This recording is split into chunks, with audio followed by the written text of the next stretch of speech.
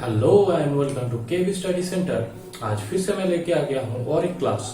आज की क्लास में हम प्राइमरी मेमोरी और सेकेंडरी मेमोरी पार्ट्स के बारे में बात करेंगे और साथ ही साथ माइक्रोसॉफ्ट वर्ड के कुछ यूजफुल ऑप्शंस देखेंगे। तो आइए आज का क्लास स्टार्ट करते हैं।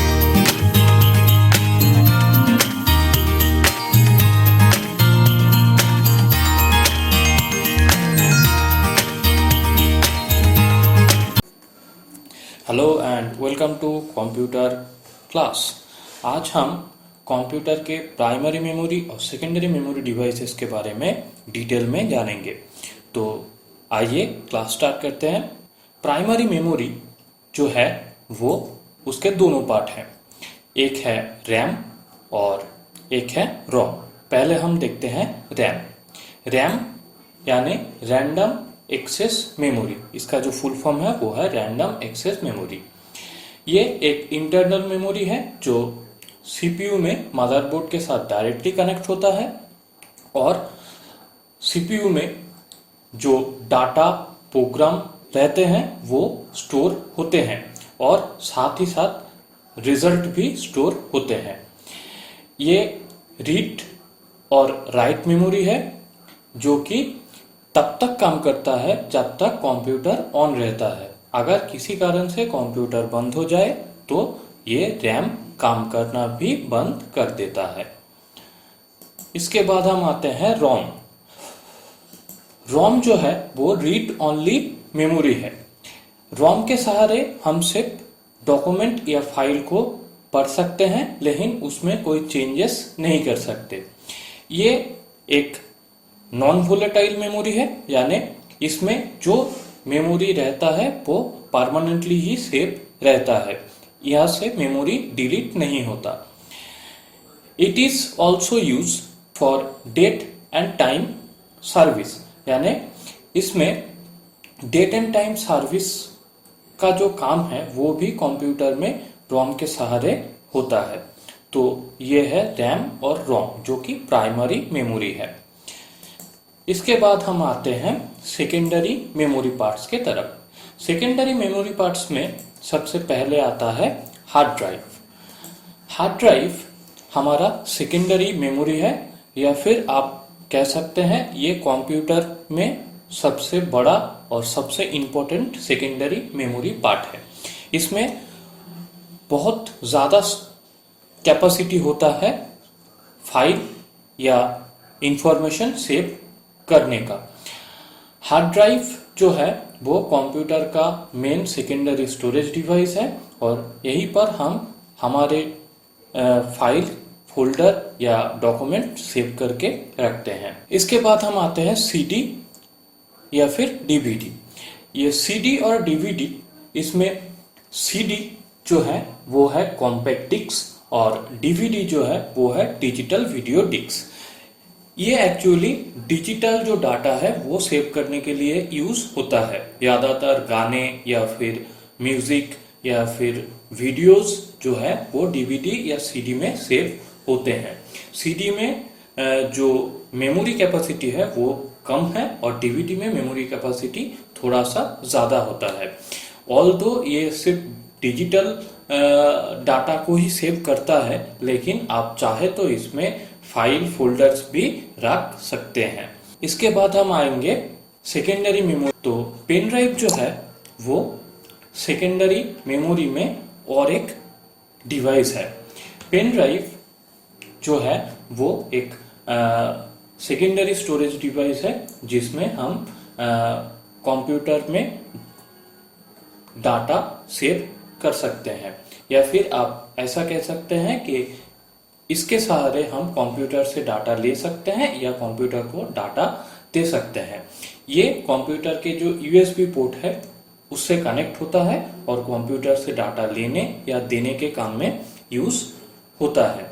ये इसमें आप फाइल को परमानेंटली रख सकते हैं, यानी आप जब तक फाइल डिलीट नहीं करेंगे तब तक पेन ड्राइव में आपका फाइल जो है वो रहेगा। इसके बाद हम आते हैं मेमोरी कार्ड के तरफ। मेमोरी कार्ड जो है वो भी एक सेकेंडरी स्टोरेज डिवाइस है और ये ज्यादातर फोन में यूज होता है, लेकिन आप चाहे तो कंप्यूटर के मेमोरी के हिसाब से भी मेमोरी कार्ड को यूज कर सकते हैं।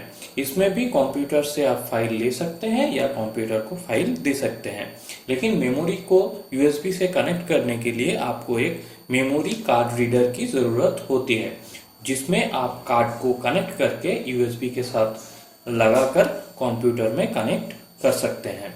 तो ये है प्राइमरी और सेकेंडरी स्टोरेज डिवाइस के बारे में क्लास। और अब हम चलेंगे प्रैक्टिकल क्लास के तरफ।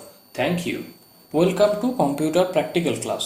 प्रैक्टिकल क्लास में आज हम माइक्रोसॉफ्ट वर्ड के कुछ यूजफुल ऑप्शंस के बारे में जानेंगे और उन ऑप्शंस को कैसे आप यूज कर सकते हैं वो भी हम देखेंगे।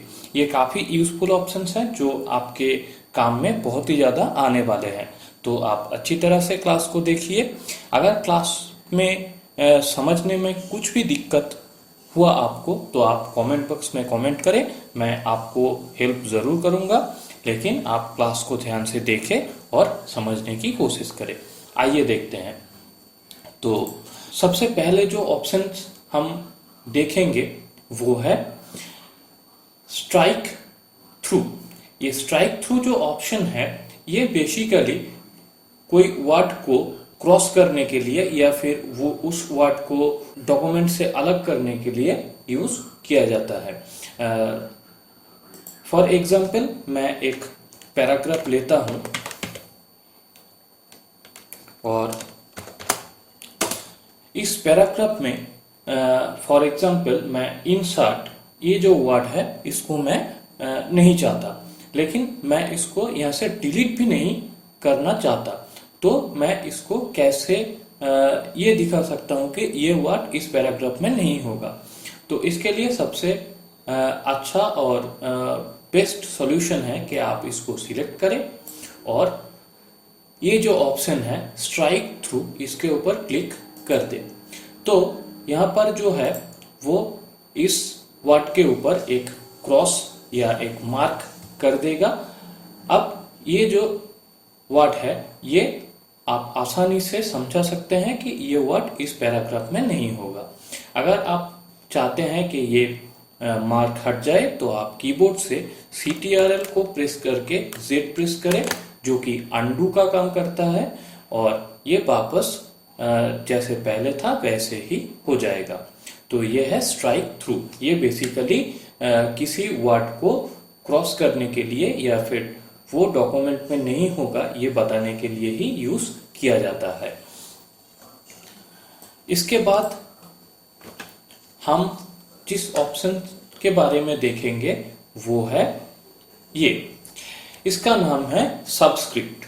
सबस्क्रिप्ट जो ऑप्शन है ये किसी भी तरह के इक्वेशंस बनाने के लिए हम यूज करते हैं। फॉर एग्जाम्पल मैं यहाँ पर एक इक्वेशन लिख रहा हूं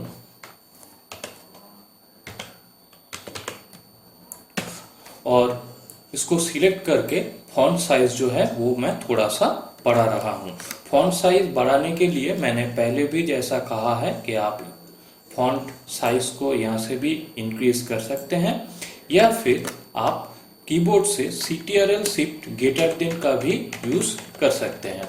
तो आप कोई भी ऑप्शन यूज करें, आप फॉन्ट साइज को बढ़ा सकते हैं। तो ये जो इक्वेशन है ये मैंने लिखा तो है, लेकिन ये सही तरह से इक्वेशन आया नहीं है। H2SO4 में जो 2 है वो H के नीचे की तरफ आएगा और O के बाद जो 4 है वो भी नीचे आएगा। अब मैं ये जो 2 है इसको सिलेक्ट करूंगा और यहाँ पर सबस्क्रिप्ट जो ऑप्शन है इसके ऊपर क्लिक करूंगा। अगर आप चाहते हैं कि शॉर्टकट यूज करेंगे तो यहाँ पर देखिए शॉर्टकट दिया हुआ है CTRL plus equal to. CTRL plus equal to press करके भी आप ये जो काम है ये आसानी से कर सकते हैं। तो मैं CTRL इक्वल टू करके ये काम कर चुका हूं। अब फिर से मैं 4 को सिलेक्ट करूंगा और फिर से मैं यहाँ पर क्लिक कर सकता हूँ या फिर CTRL प्लस इक्वल टू यानी CTRL इक्वल टू प्रेस करके भी मैं ये काम कर सकता हूँ। देखिए अभी ये जो इक्वेशन है वो पूरी तरह से रेडी हो चुका है। अब देखिए मैं एक और प्रोसेस आपको दिखा रहा हूं, वो है कि अगर आप दो बार अलग अलग तरीके से ना करके एक ही बार में ये काम आपका हो जाए तो वो भी पॉसिबल है। कैसे?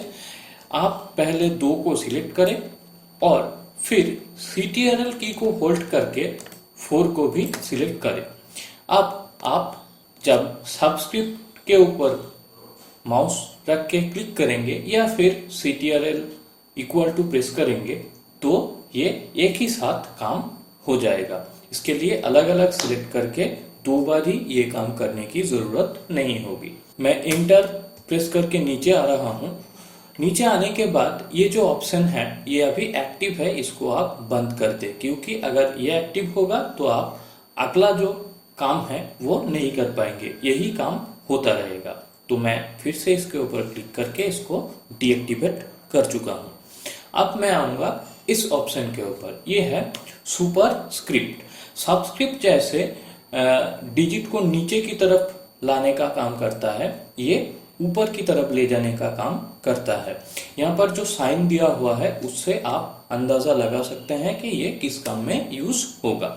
तो यहाँ पर मैं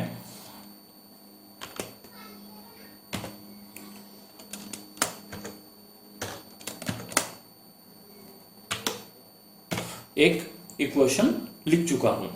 अब मैं फिर से 2 और CTRL प्रेस करके और एक 2 जो है ये दोनों को सिलेक्ट कर चुका हूं। अब यहां पर मैं सबस्क्रिप्ट ऑप्शन के ऊपर क्लिक कर सकता हूं या फिर CTRL शिफ्ट प्लस। याद रखिएगा CTRL शिफ्ट प्लस ये शॉर्टकट आपको प्रेस करना है अगर आप सुपरस्क्रिप्ट ऑप्शन को शॉर्टकट में अप्लाई करना चाहते हैं। लेकिन एक चीज आपको ध्यान में रखना है कि अगर आप CTRL शिफ्ट प्लस प्रेस करेंगे तो वो जो प्लस है वो न्यूमेरिक के पास जो प्लस है वो आप यूज नहीं कर पाएंगे। आप कीबोर्ड के ऊपर के तरफ जो प्लस है वही को यूज करेंगे। तो CTRL शिफ्ट प्लस इस शॉर्टकट के प्रेस करते ही मुझे ये इक्वेशन मिल चुका है। तो ये है सुपरस्क्रिप्ट। फिर से मैं एंटर प्रेस करके नीचे आऊंगा और इस ऑप्शन को भी रिमूव कर दूंगा। तो देखिए ये फिर से पहले की तरह कर्सर आ चुका है। अब हम फिर से नेक्स्ट कोई भी काम कर सकते हैं। तो यहाँ तक क्लासेस आशा करता हूँ आपको समझ में आ गए होंगे। ये बहुत ही आसान है, कोई बहुत मुश्किल काम है नहीं। तो अब हम चलेंगे नेक्स्ट जो टॉपिक है उसके ऊपर। तो नेक्स्ट टॉपिक जो है वो है फॉर्मेट पेंटर। फॉर्मेट पेंटर एक बहुत ही यूजफुल ऑप्शन है। आप इसको यूज करके काफी सारा काम एक साथ कर सकते हैं। इसको दिखाने के लिए मैंने पहले ही एक फाइल क्रिएट किया हुआ है। यहाँ पर कुछ टाइटल्स है, यानी ये एक टाइटल है, ये भी एक टाइटल है और यहाँ पर ये भी एक टाइटल है। लेकिन ये टाइटल जो है ये बाकी टेक्स्ट की तरह एक ही जैसे दिख रहा है। तो मैं चाहता हूं कि इस टाइटल के ऊपर कुछ स्टाइल, बोल्ड, इटैलिक, अंडरलाइन या फिर कलर या फिर फॉन्ट साइज जो है वो चेंज करूंगा और बाकी जो टाइटल है उसके ऊपर भी ये अप्लाई मैं करना चाहता हूं। इसका जो नॉर्मल प्रोसेस है वो ऐसा है कि आप इसको चेंज करें, फिर आके इसको भी चेंज करें, फिर आके इसको भी चेंज करें। लेकिन मैं एक के ऊपर ही सब कुछ अप्लाई कर लूंगा। स्टाइल, फॉन्ट, कलर सब कुछ एक के ऊपर अप्लाई कर लूंगा और बाकी के ऊपर इसको बहुत ही आसानी से अप्लाई कर सकता हूँ। बार बार चेंज करने की जरूरत मुझे नहीं होगी। तो कैसे करूंगा ये? पहले मैं फर्स्ट जो टाइटल है उसको सिलेक्ट कर रहा हूँ। इसके बाद इसको मैं बोल्ड कर रहा हूँ। फॉन्ट जो है वो चेंज कर रहा हूँ। फॉन्ट का जो साइज है उसको भी थोड़ा सा चेंज कर रहा हूँ और फॉन्ट कलर से एक जो कलर है वो भी सिलेक्ट कर रहा हूं।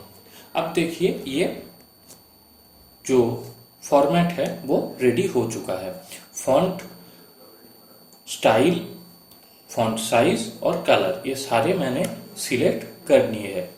अब मैं चाहता हूं कि ये जो स्टाइल है ये बाकी के जो टाइटल है उसके ऊपर भी अप्लाई हो जाए।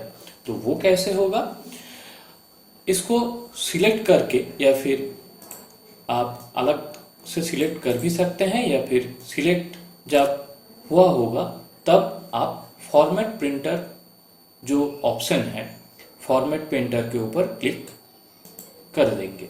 अब आप नीचे की तरफ आके जो टाइटल सेकंड में है उसके ऊपर इसको ड्रैग कर देंगे। देखिए ये फिर से उसी स्टाइल में आ चुका है। फिर से आप एक बार फॉर्मेट प्रिंटर के ऊपर आएंगे और फिर से आप नीचे आके और एक जो टाइटल है उसके ऊपर भी उसको सिलेक्ट करेंगे तो ये भी उसी स्टाइल में आ जाएगा। देखिए ये बहुत ही आसानी से एक ही स्टाइल में सारे टाइटल आ चुका है। इसके लिए हमें बार बार चेंज करने की जरूरत नहीं होगी। तो ये है फॉर्मेट प्रिंटर।